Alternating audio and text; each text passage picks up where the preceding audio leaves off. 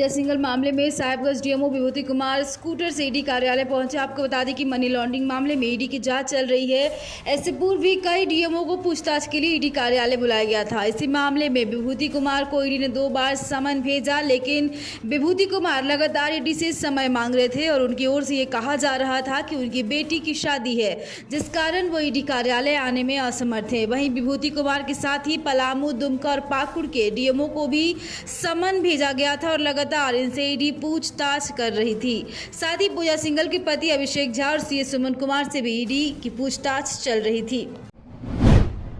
केंद्र सरकार की नीतियों के खिलाफ झारखंड मुक्ति मोर्चा राज्य जिला कमेटी की ओर से राजभवन से लेकर उपायुक्त कार्यालय तक विरोध मार्च निकाला गया। इस विरोध मार्च में बड़ी संख्या में पार्टी के पदाधिकारी और कार्यकर्ता शामिल हुए और जमकर केंद्र सरकार के विरोध में नारेबाजी की।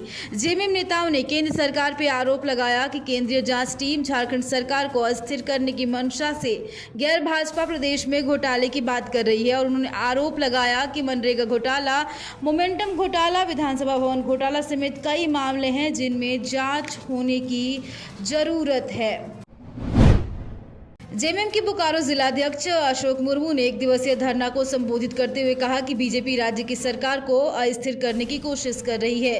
केंद्र सरकार ईडी और सीबीआई समेत केंद्रीय जांच कमेटी का गलत इस्तेमाल कर रही है। झारखंड सरकार के खिलाफ षड्यंत्र का आरोप लगाते हुए जेएमएम ने उपायुक्त कार्यालय के समक्ष धरना दिया। नेताओं ने भाजपा सरकार को चुनौती देते हुए कहा कि यदि सरकार इन हरकतों से बाज नहीं आती है तो आंदोलन और उग्र होगा। भारतीय जनता युवा मोर्चा के प्रतिनिधिमंडल ने इमरजेंसी हॉस्पिटल के प्रबंधन को एक मांग पत्र सौंपा। प्रतिनिधिमंडल ने यह मांग की कि हॉस्पिटल के द्वारा क्षेत्र के लोगों के लिए इमरजेंसी पेशेंट का तत्काल इलाज कराया जाए, क्योंकि यह देखा जा रहा कि क्षेत्र में इतने बड़े हॉस्पिटल होने के बावजूद भी इमरजेंसी पेशेंट को भर्ती नहीं लिया जा रहा है, जिसकी वजह से क्षेत्र की जनता को काफ़ी परेशानियों का सामना करना पड़ रहा है।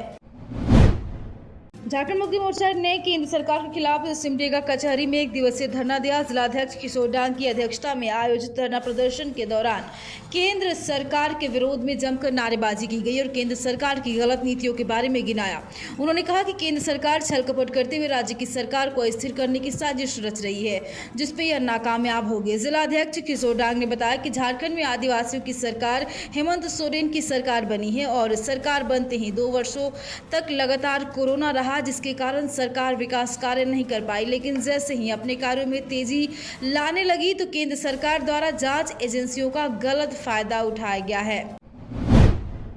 गुमला के घोघरा गांव में प्राचीन शिवलिंग स्थल पर शिव मंदिर का निर्माण किया गया। शिव मंदिर का निर्माण छगन लाल के पुत्रों ने अपने माता पिता के नाम पे बनवाया है। मंदिर निर्माण की शुरुआत कलश यात्रा के साथ की गई, जिसमें 151 कन्याओं ने कलश में जल भरकर कलश यात्रा में शामिल हुई। कलश यात्रा के बाद रुद्राभिषेक और विधि विधान से पूजा किया गया। साथ ही भंडारा का आयोजन किया गया, जिसमें बड़ी संख्या में ग्रामीण उपस्थित रहे।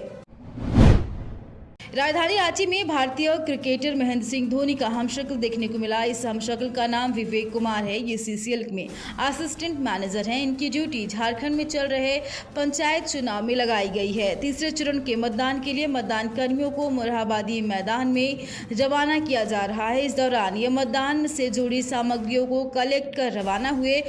अब इन्हें देखने के लिए लोगों की भीड़ उमड़ पड़ी। विवेक कुमार का चेहरा हूबहू महेंद्र सिंह धोनी से मिलता है, इसलिए लोगों का क्रेज दिखा और सेल्फी लेने के लिए लोग भी उमड़ पड़े। गुमला घाघरा थाना क्षेत्र के पुटो रोड स्थित मिठी लेडीज कॉर्नर में अज्ञात अपराधियों ने दुकान को पेट्रोल डालकर जलाने का प्रयास किया। इस संबंध में मिठी लेडीज कॉर्नर दुकान के मालिक सुजीत कुमार ने बताया कि हर दिन की तरह वे शाम में दुकान बंद कर अपने घर चले गए थे। सुबह आसपास के लोगों ने बताया कि दुकान के अंदर से धुआं निकल रहा है, जिसके बाद घटना की जानकारी मिली। पीड़िता ने थाना में इसकी सूचना दी। दुकानदार ऐसी घटनाओं से अपने आप को असुरक्षित महसूस करने लगे हैं।